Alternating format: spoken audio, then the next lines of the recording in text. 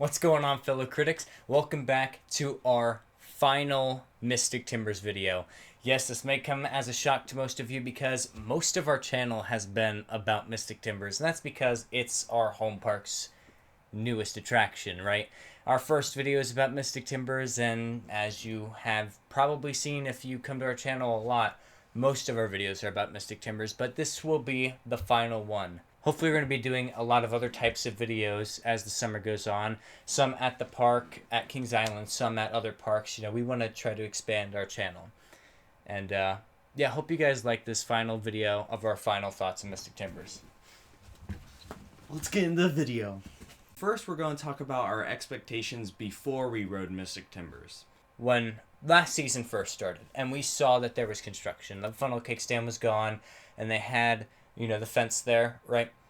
I personally thought it was a flat ride because it was too close to when Banshee came out. I was like, Banshee just came out, it felt like. And I was like, there's no way we're going to be getting a coaster. That was more than enough room to just put a nice little flat ride, you know. I mean, that's all I thought at that point. What'd you think? Yeah, we haven't gotten a flat ride in like so long, so that's what I thought Since Windseeker. And then as they started clearing trees, we both started thinking like, well, this could be a Planet Snoopy expansion, maybe a coaster, but we were still kind of like, how's it going to get over to the train? And it was still kind of a gray area, but we still thought it was going to be like a kiddie ride because it was just that one little area. Now, when the blueprints came out, we got a little bit more excited. Some people were saying RMC. We're like GCI, a family GCI, though. We thought it was going to be more of something like Invader, you know, like a family ride, not really for thrill seekers. Going into the announcement, I thought it was going to be like a family thing, but afterwards, I was like really pumped for it. A lot of people were like, oh, it's only 109 feet tall, that's nothing, but those were like the GP. I was really happy with it. I was like, wow, this is a lot better than I thought at the beginning of the season when it was just a little bit of construction. Now that we've rode it, I mean, what are your thoughts on it? Now, when I first rode Mystic Timbers, I was blown away. I love this ride so much. I was not expecting it to be that good. I knew it was going to be pretty good, but not that crazy. Like we're going to say a lot, it's the Wooden Maverick. I was blown away. I wasn't expecting it to be as fast-paced as it was, and if you've ridden it, you know what I'm talking about, how it's like turn after turn after turn, and you didn't get that vibe at all from watching like the POVs and everything. I mean, the airtime hills, really watching like all the POVs just kind of look really slow, almost like how Diamondback is, when in reality it's that ejector quick airtime, and there's always something going on in Mystic Timbers. Overall, I think it's a great ride. I think it's a great addition to the park. I think the park needed a GCI, and I'm a big fan of wooden coasters. The one thing that I do not like about Mystic Timbers is what everyone doesn't like about Mystic Timbers. It's the hype of the shed. I think the shed adds something to the ride that is good. I do like the shed, and I like that they added it, other than just holding you there when you're waiting for the other train to go in. But for me, it was hyped too much, which I think a lot of people could say. If they would have just told us what was in it and not hyped it up and not like make it some big thing bigger than it was, I think everyone would be happy with it because it is a good thing to have. What I think they should have done with it is kind of what they're doing with RMC Mean Streak now, saying nothing. They should have just said nothing and build a shed so people can build hype on their own. The park's not building hype, it's the people's, which is working great for Mean Streak right now. Everyone's talking about Mean Streak, and we have no idea anything about it. One thing that we're actually impressed about is the step up in theming from Cedar Fair. The theming for this ride is great. What it reminds me a lot of, I feel Maverick has really good theming for Cedar Fair.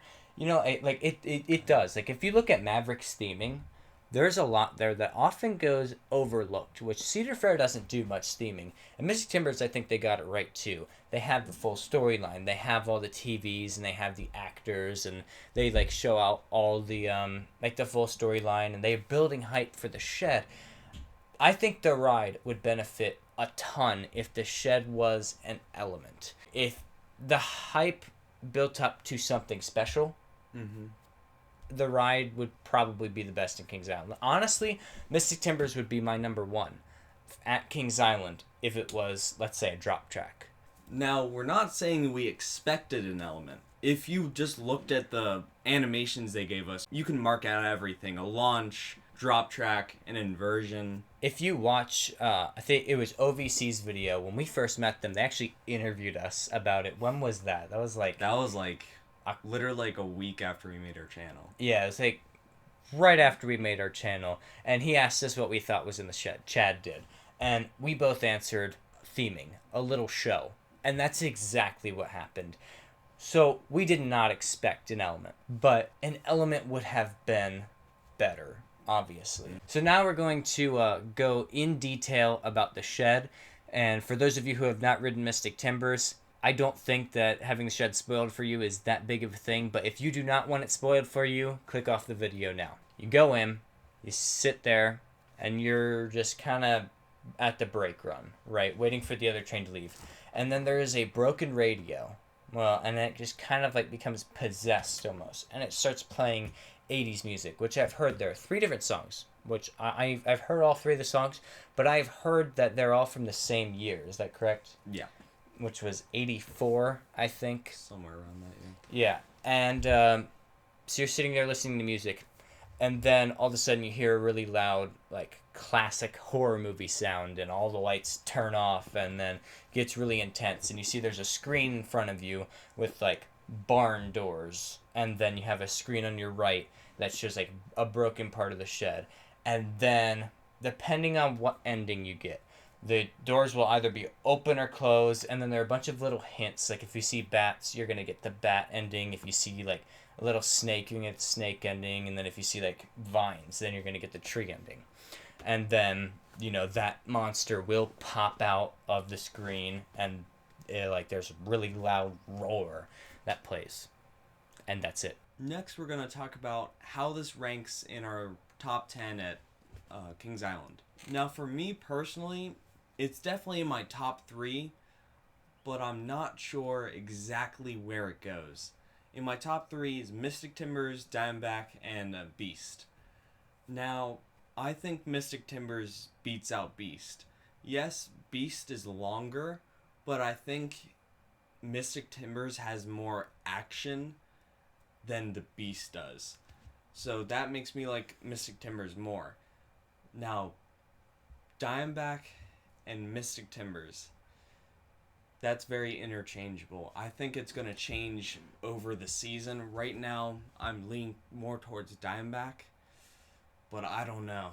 Now for me, I have a 4-way tie for number 1, and let me explain why. Obviously, the 4-way tie is between Diamondback, the Beast, Mystic Timbers, and Banshee. And these 4 are all tied at number 1 for me because they all have their own factor for me that makes them number 1.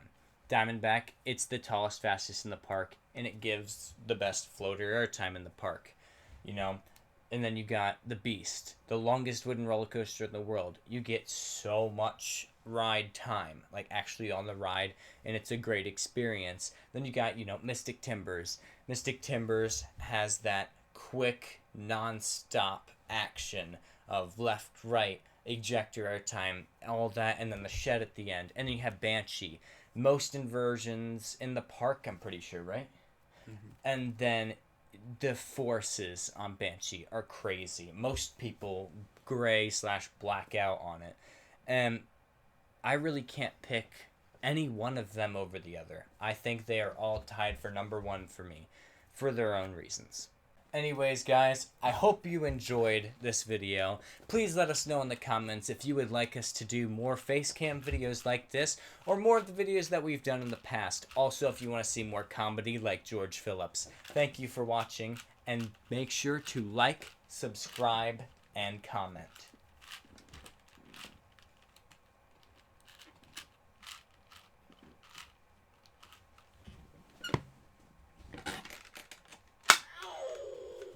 See you next time.